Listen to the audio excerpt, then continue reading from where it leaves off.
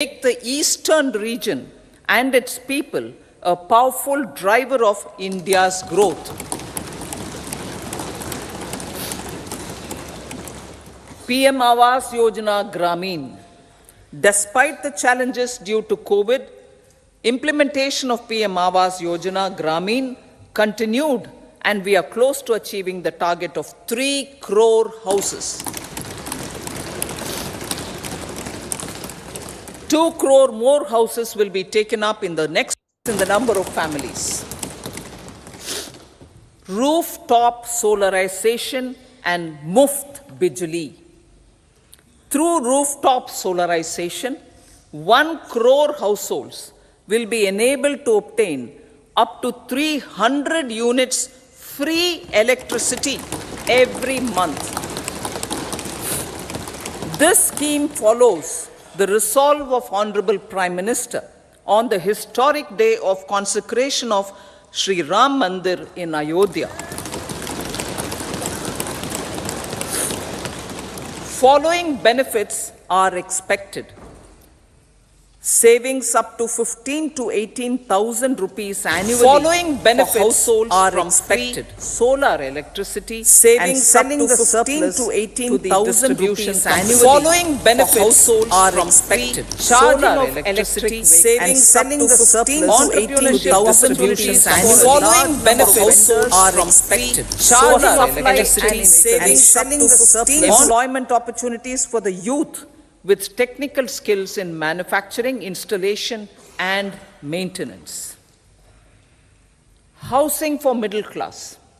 Our government will launch a scheme to help deserving sections of the middle class, and I quote from Honorable Prime Minister's words, living in rented houses or slums or chawls and unauthorized colonies, unquote, to buy or build their own houses.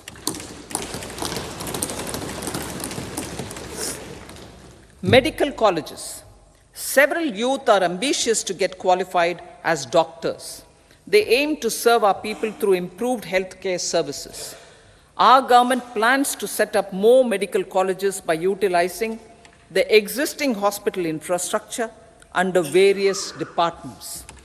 A committee for this purpose will be set up to examine the issues and make relevant recommendations.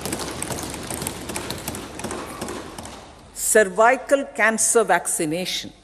Our government will encourage vaccination for girls in the age group of 9 to 14 years for prevention of cervical cancer. Maternal and child health care.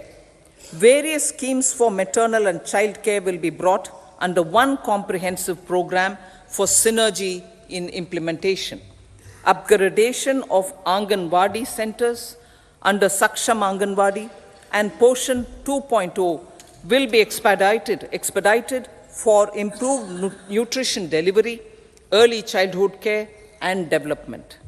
The newly designed U-Win platform for managing immunization and intensified efforts of Mission Indradhanush will be rolled out expeditiously throughout the country. Ayushman Bharat. Healthcare cover under Ayushman Bharat scheme will be extended to all ASHA workers, to all Anganwadi workers and helpers. Agriculture and food processing. The efforts of value addition in agriculture sector and boosting farmers' incomes will be stepped up. Pradhan Mantri Kisan Sampada Yojana has benefited 38 lakh farmers and generated 10 lakh employment. Pradhan Mantri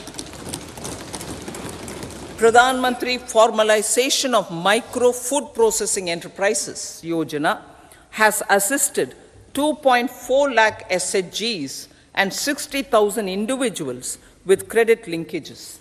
Other schemes are complementing the efforts for reducing post-harvest losses and improving productivity and incomes. For ensuring faster growth of the sector, our government will further promote private and public investment in post-harvest activities, including aggregation, modern storage, efficient supply chains, primary and secondary processing and marketing and branding. Nano DAP. After the successful adoption of nano urea, application of nano DAP on various crops will be expanded in all agroclimatic zones.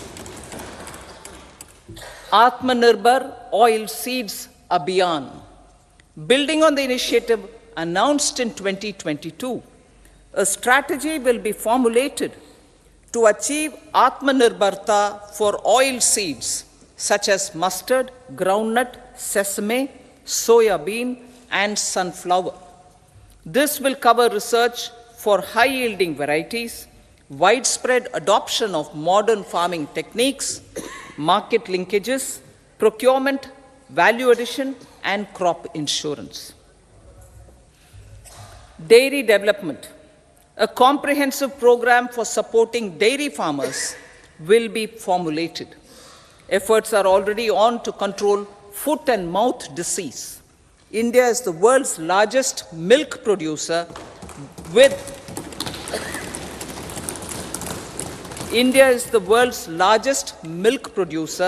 but with low productivity of milch animals. The program will be built on the success of existing schemes such as Rashtriya Gokul Mission, National Livestock Mission, and infrastructure development funds for dairy processing and animal husbandry. Matsya Sampada. It was our government which set up a separate department for fisheries, realizing the importance of assisting fishermen.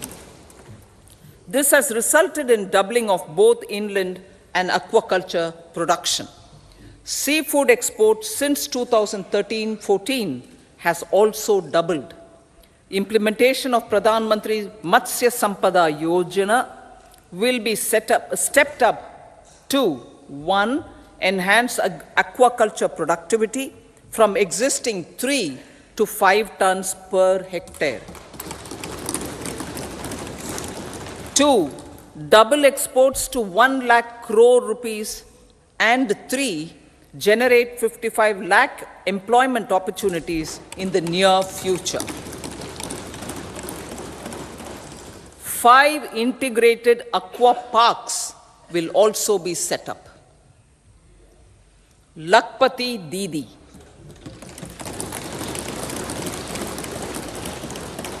83 lakh SHGs.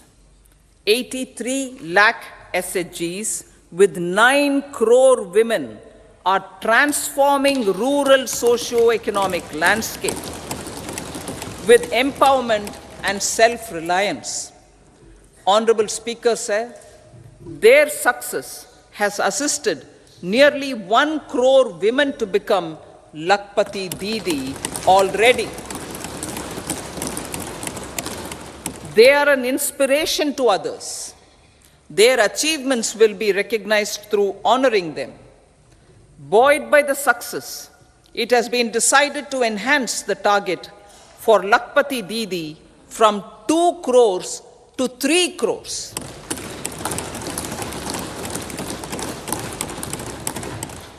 Technological changes, new age technologies, and data are changing the lives of people and businesses. They are also enabling new economic opportunities and facilitating provision of high-quality services at affordable prices for all, including those at the bottom of the pyramid. Opportunities for India at the global level are expanding. India is showing solutions through innovation and entrepreneurship of its people. Research and innovation for catalyzing growth, employment, and development. Prime Minister Lal Bahadur Shastri gave the slogan of Jai Jawan, Jai Kisan. Prime Minister Atal Bihari Vajpayee ji, made that Jai Jawan, Jai Kisan, Jai Vigyan.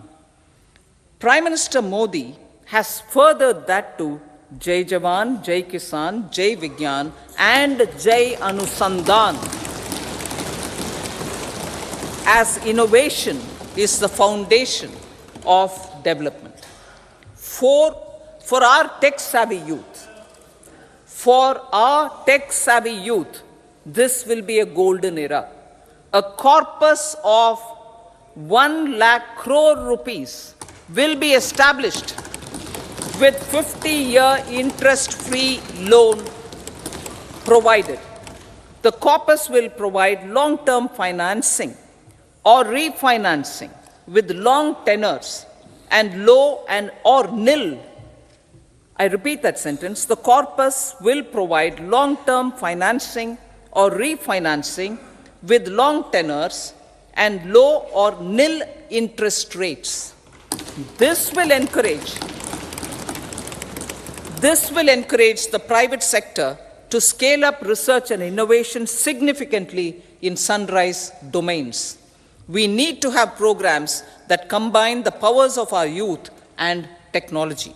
A new scheme will be launched for strengthening deep tech technologies for defense purposes and expediting Atmanirbharta. Infrastructure development. Building on the massive tripling of the capital expenditure outlay in the past 4 years, resulting in huge multiplier impact on economic growth and employment creation, the outlay for the next year is being increased by 11.1% to 11,111 crore rupees. This would be 3.4% of our GDP. Railways. 3 major railway corridor programs will be implemented. These are energy, mineral, and cement corridor. Number 2, port connectivity corridors. And number 3, high traffic density corridors. The projects have been identified under the PM Gati Shakti for enabling multimodal connectivity. They will improve logistics efficiency and reduce cost. The resultant decongestion of the high traffic corridors will also help in improving operations of passenger trains, resulting in safety and higher travel speed for passengers.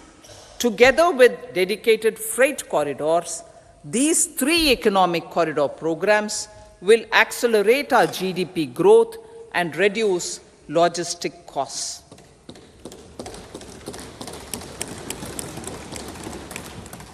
40,000 normal rail bogies will be converted to Vande Bharat standards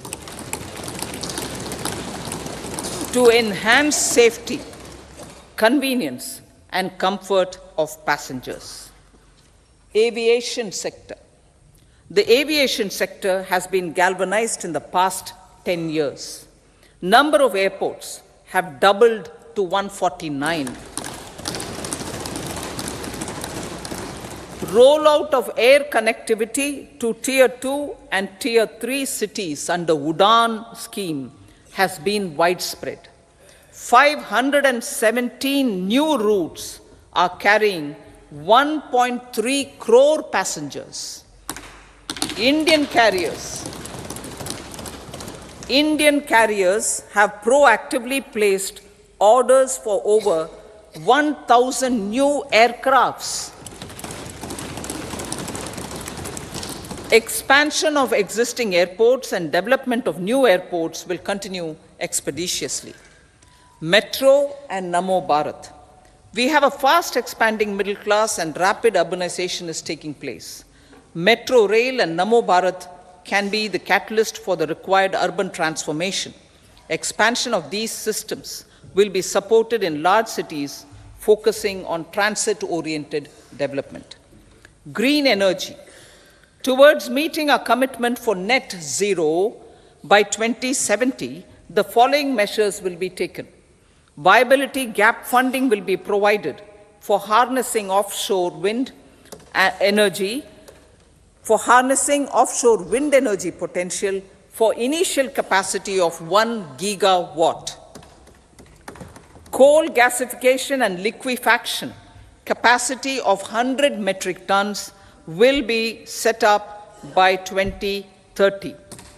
This will also help in reducing imports of natural gas, methanol, and ammonia. Phased mandatory blending of compressed biogas in compressed natural gas for transport and piped natural gas for domestic purposes will be mandated. Financial assistance will be provided for procurement of biomass aggregation machinery to support collection. Electric vehicle ecosystem. Our government will expand this and strengthen the e-vehicle ecosystem by supporting manufacturing and charging infrastructure. Greater adoption of e-buses for public transport networks will be encouraged through payment security mechanism. Biomanufacturing and biofoundry. For promoting green growth, a new scheme of biomanufacturing and biofoundry will be launched. This will provide environment-friendly alternatives such as biodegradable polymers, bioplastics, biopharmaceuticals, and bioagri-inputs. This scheme will also help in transforming today's consumptive manufacturing paradigm to the one based on regenerative principles. Blue Economy 2.0. For promoting climate resilient activities for Blue Economy 2.0, a scheme for restoration and adaptation measures and coastal aquaculture and mariculture with integrated and multi-sectoral approach will be launched. Comprehensive development of tourist centers. The success of organizing G20 meetings in 60 places presented diversity of India to global audience. Our economic strength has made the country an attractive destination for business and conference tourism. Our middle class also now aspires to travel and explore. Tourism, including spiritual tourism, has tremendous opportunities for local entrepreneurship. States will be encouraged to take up comprehensive development of iconic tourist centers, branding and marketing them at global scale. A framework for rating of the centers based on quality of facilities and services will be established. Long-term interest-free loans will be provided to states for financing such development on matching basis. To address the emerging fervor for domestic tourism, Honorable Speaker, sir, projects for port connectivity, tourism infrastructure, and amenities will be taken up on our islands, including Lakshadweep. This will help in generating employment also. Promoting investments. The FDI inflow during 2014 to 23 was $596 billion, marking a golden era. That is twice the inflow during 2005 to 14. For encouraging sustained foreign investment, we are negotiating bilateral investment treaties with our foreign partners in the spirit of First Develop India. FDI is First Develop India. Reforms in the states for Vikasit Bharat. Many growth and development enabling reforms are needed in the states for realizing the vision of Vikasit Bharat. A provision of 75,000 crore rupees as 50-year interest-free loan is proposed this year to support those milestone-linked reforms by the state governments. Societal changes.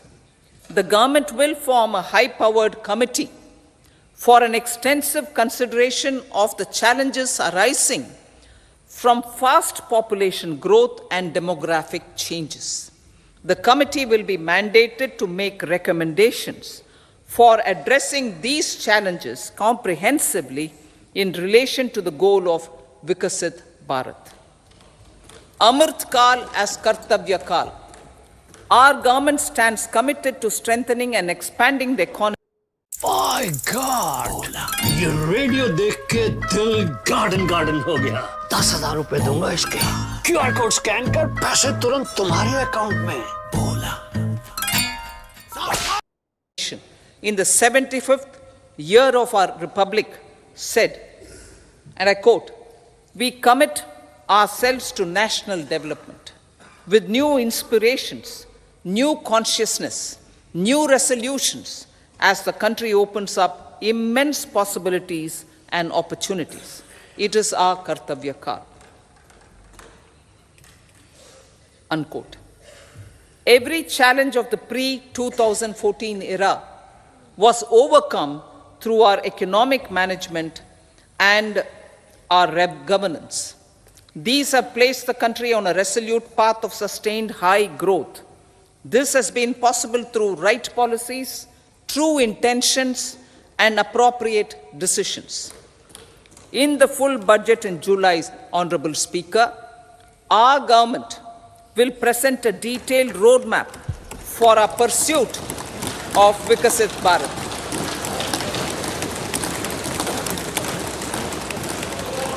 Revised estimates of 2023-24. The revised estimate of the total receipts other than borrowings is 27.56 lakh crores of rupees, of which the tax receipts are 23.24 lakh crore rupees. The revised estimate of total expenditure is 44.90 lakh crore rupees. The revenue receipts at 30.03 lakh crore rupees are expected to be higher than the budget estimate, reflecting strong growth momentum and formalization in the economy. The revised estimate of the fiscal deficit is 5.8% of GDP, improving on the budget estimate, notwithstanding moderation in the nominal growth estimates. Budget estimates for 2024-25. Coming to the year 2024-25, the total receipts other than borrowings and total expenditure are estimated at 30.80 and 47.66 lakh crore rupees respectively. The tax receipts are estimated at 26.02 lakh crore rupees. The scheme of 50-year interest-free loan for capital expenditure to states will be continued this year with an outlay of 1.3 lakh crore rupees.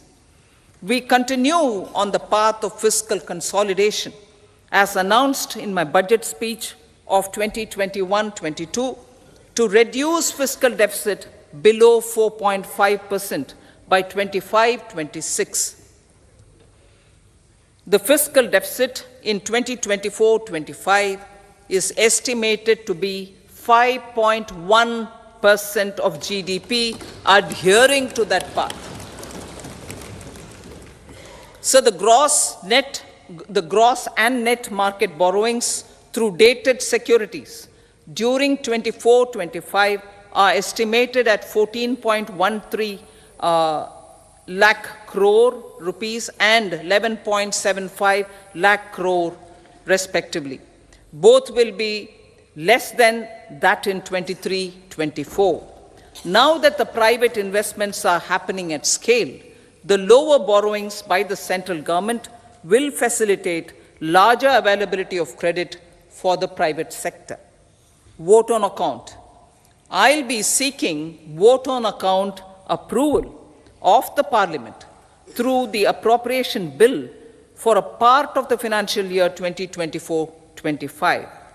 I will now move to Part B.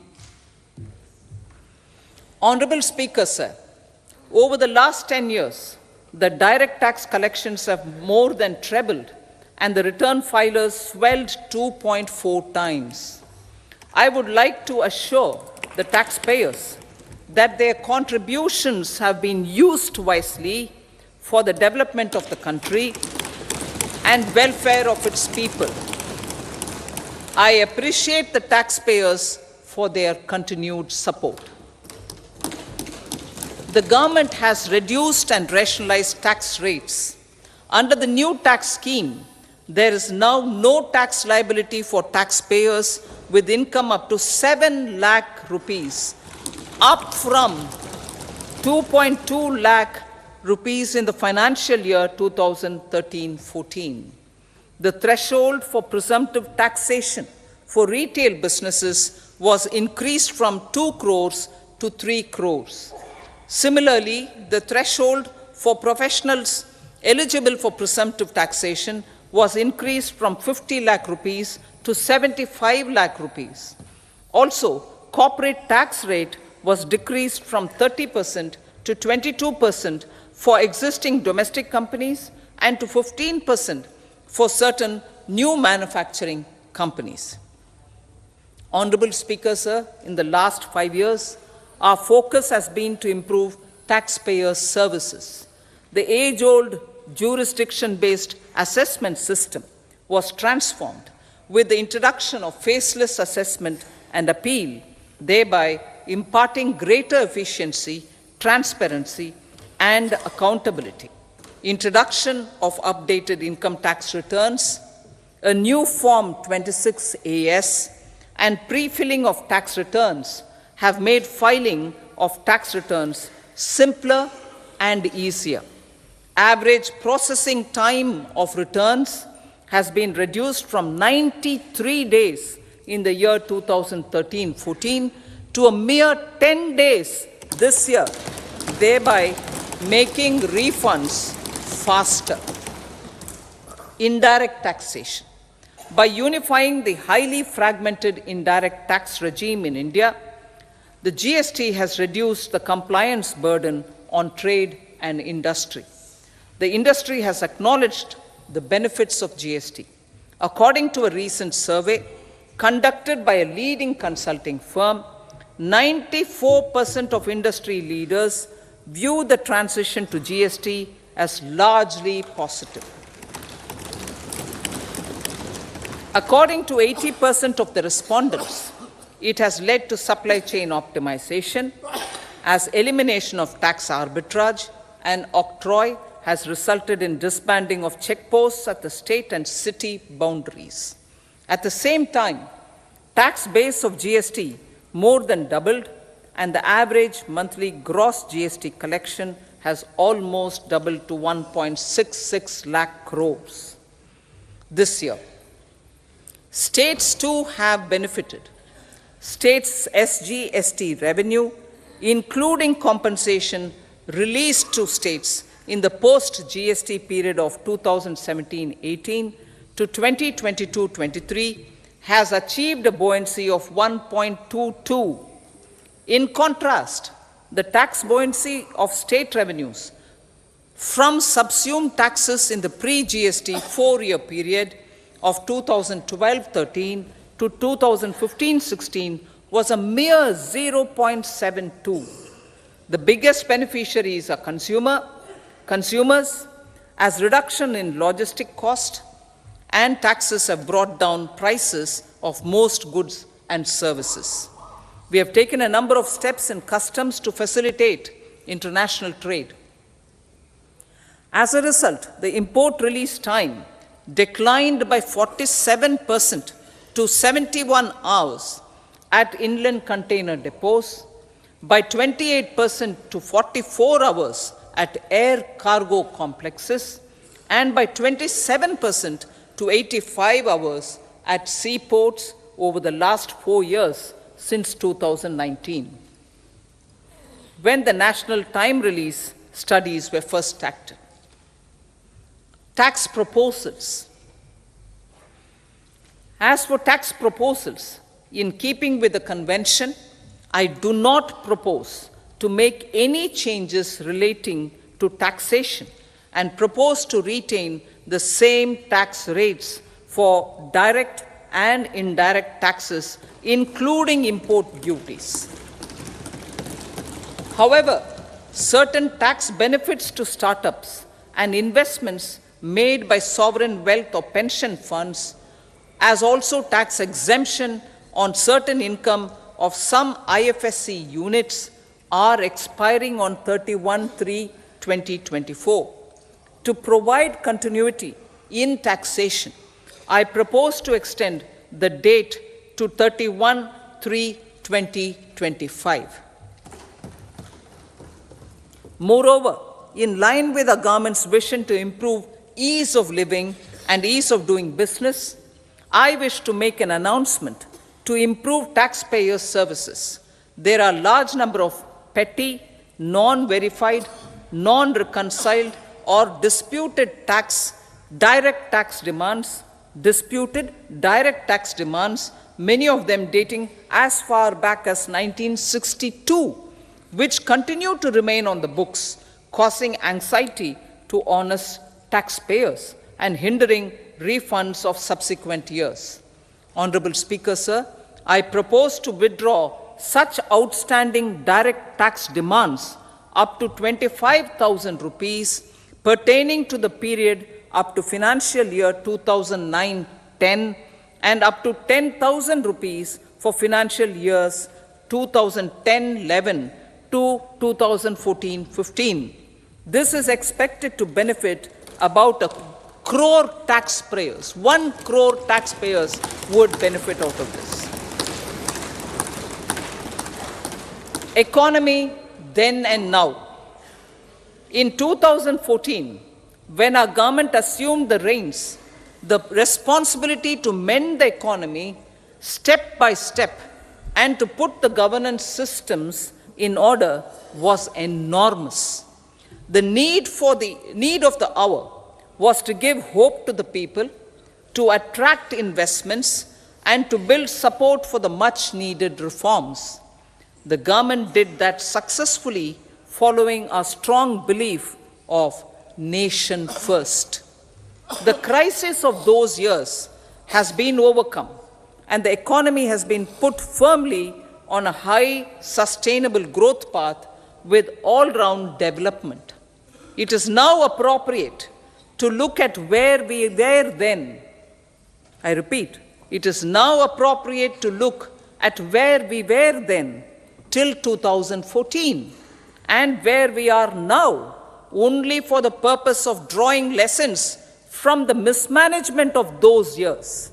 The government will lay a white paper on table of the House.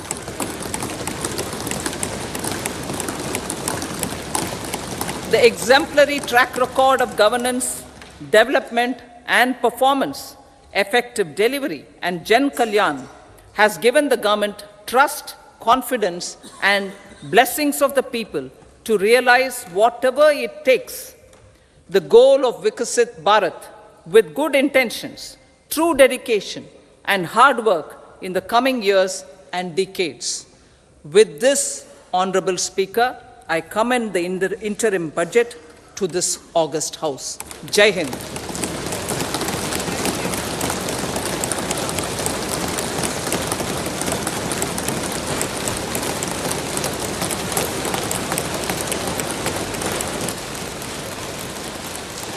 Item number 2, Srimati Nirmala Sitharaman ji.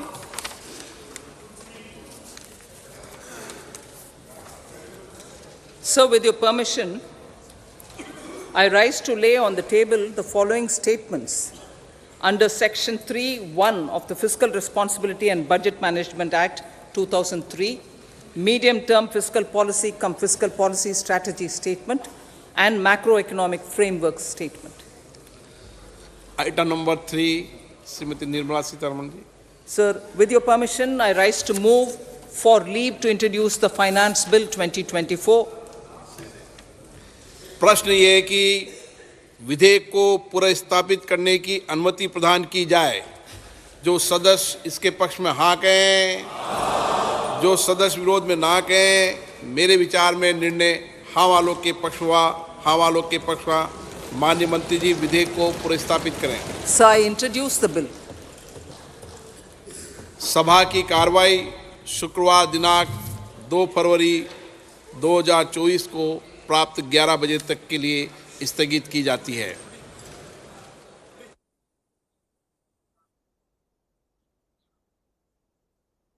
Special housing loan scheme for women. Rate of interest at 8.35%. Zero processing charges, no prepayment charges. Takeover of loans at zero cost. Now is the right time to be a woman home buyer. ग्रामीण अर्थव्यवस्था के संरक्षक agriculture insurance company of India. AIC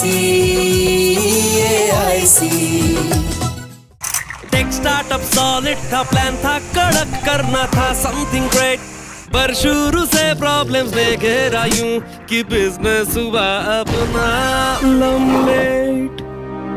business गुरु की जरूरत थी खास, सीधे गए SBI स्टार्टअप ब्रांच पे तो खुल गया सक्सेस।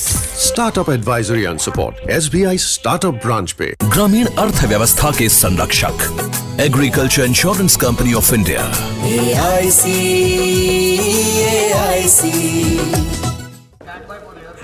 यारो, शादी तो मैं प्रीति से ही करूंगा। कॉलेज टॉप करके अच्छी सी नौकरी लूंगा, झट से प्रीति को प्रपोज कर दूंगा और फैमिली हॉलिडे स्पेन में। वाह यार, मैं तेरी प्लानिंग का बड़ा फैन।